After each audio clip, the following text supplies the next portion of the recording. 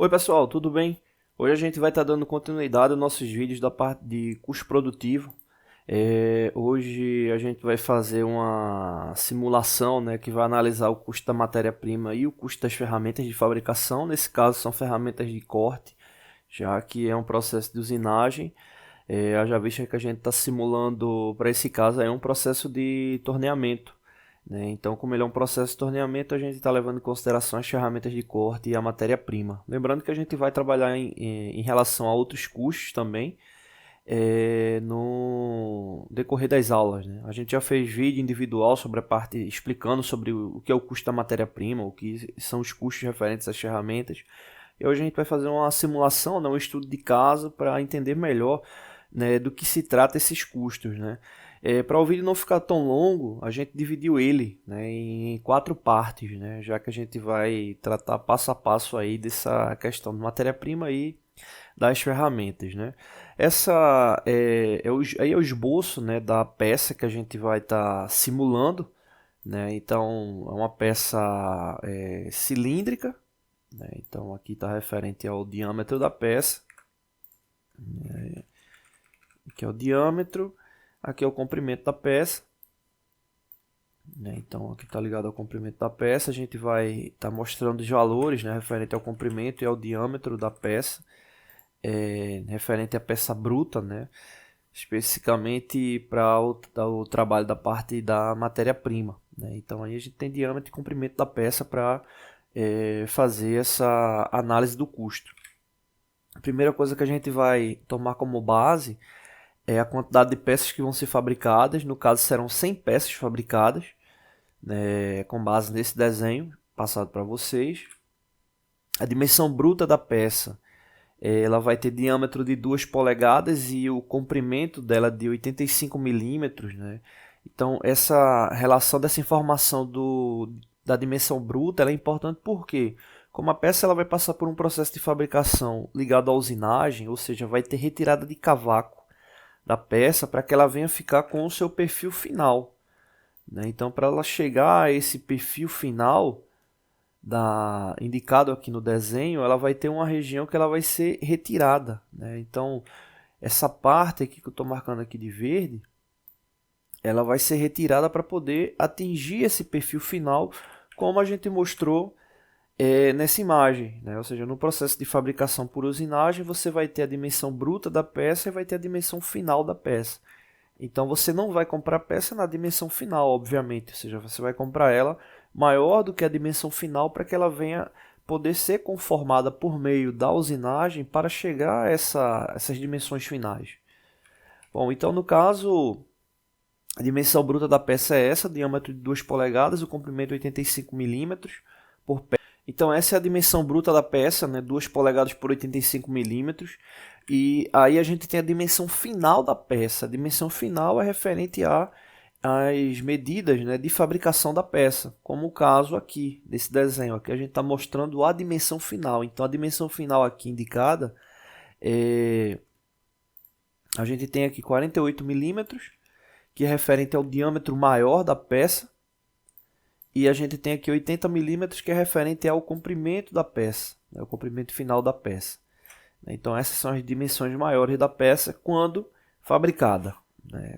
Isso aí só para a gente ter uma relação aí referente a processo. Então o detalhe que a gente vai ter é o seguinte: quando essas peças elas são compradas, elas são compradas por meio de são barras, né, que são compradas, e essas barras, quando são compradas, são levadas em consideração o comprimento da peça, né? Então esse comprimento total da peça é levado em consideração para que ele venha a ser cortado, né, para o processo, né? Normalmente quando se compra as barras. É difícil você conseguir comprar a peça já cortada na dimensão especificada, né? E às vezes quando você consegue, o processo ele acaba ficando um pouco mais caro, né? Mas aí a gente está supondo que a peça ela vai vir com esse comprimento total. O comprimento total seria esse aí. É justamente que a gente vai fazer a conta aqui na sequência. Já que a peça ela vem com 85 milímetros de comprimento, A peça, quando ela for ser usinada, ela vai estar com 85 milímetros de comprimento e a quantidade de peças fabricadas serão 100. Né? Então a gente vai ter essa relação aqui de 100 peças multiplicados por 85 milímetros. Né? Então esse fator aqui, comprimento total da peça para a compra, ele leva em consideração o total de peças mais o comprimento bruto dela. E aqui ao lado a gente tem o seguinte, que é o fator de segurança. Porque o que acontece quando essa peça ela vai ser cortada, né, quando ela vai ser cortada para atingir lá o valor de 85 milímetros, a gente deve levar em consideração o material que vai estar cortando a peça. Porque quando ele está cortando, ou seja, ele está extraindo o material da peça. Exemplo, se essa peça ela for ser cortada com a serra, existe a espessura da serra. E quando a serra entrar em contato com o material, vai ser um processo de usinagem que vai ser trabalhado ali. Então, no processo de corte por meio da serra, ou um outro processo de corte, a laser, por pressão d'água, enfim, vai sempre ter uma perca de material. E esse processo perdido deve ser considerado também.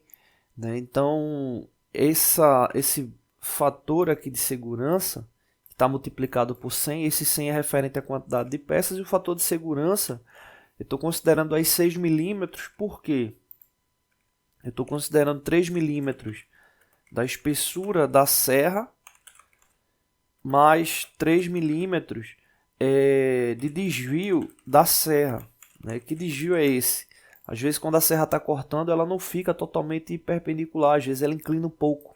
Né? Então estou considerando aí que ele tem no máximo 3 milímetros de desvio. Então a gente está tendo tá perdendo 6 milímetros de material por corte. Né? Então isso também é comum de ocorrer. Então por isso que a gente está colocando esse fator de segurança. Fazendo o cálculo, né, 100 vezes 85 vai dar 8.500, né, 8.500 milímetros, e 100 vezes 6 vai dar 600 milímetros. Né? Então, somando os dois, a gente vai ter 9.100 milímetros, que corresponde a 9,1 metros. Né? Então, veja que só por causa desse fator de segurança, a gente tem aí uma margem de 7% de perda do processo. Né? Em qual sentido? Referente à espessura da ferramenta, a espessura da serra e o desvio que ela pode ter durante o processo. Se a gente fosse comprar um material perfeito para fabricar, né, pelo comprimento bruto, seria apenas 8.500 milímetros, ou seja, 8,5 metros, mas a gente está comprando 60 centímetros a mais por causa desse fator de segurança. Né? Então a gente está comprando aí 7% a mais de processo, ou seja, tendo 7% a mais de custo por causa disso. Dá para diminuir esse custo? É possível. É possível. Se você conseguir comprar um material já cortado e ele não tiver preço agregado nesse corte, melhor para você. Então já é um valor ali que você deixa de estar incluindo no custo final do produto. Aí só para exemplificar, né, seria essa relação aí final da peça, né, bruta a ser comprada, né, ou seja, 9,1 metros de comprimento, diâmetro de 50,8, ou seja, não mudaria esse diâmetro da peça, já que está aqui indicado de 2 polegadas, né, uma polegada equivale a 25,4 milímetros, ou seja, 2 equivale a 50,8 milímetros. Então, quanto ao diâmetro, não tem mudança. E aí o próximo passo que a gente vai fazer é justamente calcular a massa dessa peça. Né? Normalmente esse material é vendido por quilo. Né? Então aí eu estou informando o material da peça, que vai ser aço, né? Aço 1010/1020. E a densidade dele já está ali ao lado, né? Em metros cúbicos ou em centímetros cúbicos, né? Quilogramas por metro cúbico ou gramas por centímetro cúbico. E aí o próximo passo que a gente vai saber essa peça, qual vai ser a massa dela, né? O peso dela, para a gente poder comprar mesmo, tá bom? Não deixe de se inscrever no canal, toda semana tem vídeo novo. Valeu!